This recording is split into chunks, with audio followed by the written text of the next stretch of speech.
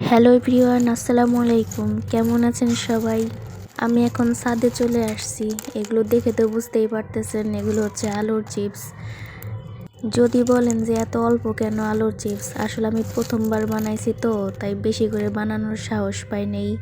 এজন্য মাত্র 2টা আলু কেটে তারপরে আলুর চিপস বানাইছি, এবং এই আলুর চিপস আমার শুকাইতে 3 দিন লাগছে, যেহেতু এখনও শীতকাল পুরোপুরিভাবে যায়নি। এজন্য রোদের তাপও অনেক কম, এজন্য 3 দিন লাগছে শুকাইতে। এই যে ঘরে এসে এটাকে এয়ারটাইট বক্সে রেখে মুখটা ভালো করে আটকে দিলাম।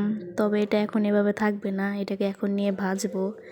এই যে কড়াইতে তেল দিয়ে দিছি, এবারে আলু চিপসগুলো আমি ভাজবো অল্প অল্প করে দিয়ে। প্রথমবার বানাইছি, তারপরও যে আল্লাহর রহমতে এত ভালো হয়েছে সেটা আমি আসলে কল্পনাও করতে পারিনি। এর পরের বার বানাইলে আমি বেশি করে বানাবো।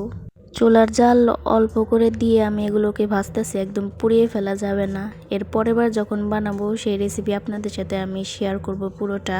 এই তো দেখেন, এগুলো ভাজা হয়ে গেছে। এখন আর যেগুলো বাকি আছে সেগুলো আমি ভেজে নিব।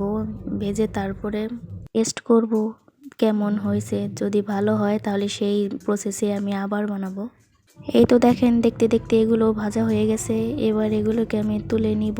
সবগুলো একে একে, পুড়িয়ে ফেলা যাবে না, একদমই অল্প আছে আমি ভাজবো। ঘরে যেহেতু বিট লবণ নাই, তাই লবণ দিয়েই খাবো। এখন উপর দিয়ে ছিটিয়ে দিলাম। এতে দেখেন কতগুলো ভেঙে দেখাই কেমন হয়েছে। খুবই মচমচা হয়েছে, কিন্তু একদম পারফেক্ট হয়েছে। আপনাদের সাথে কয়েকদিনের মধ্যে আমি এই রেসিপিটা শেয়ার করব। ধন্যবাদ ভিডিওটা দেখার জন্য।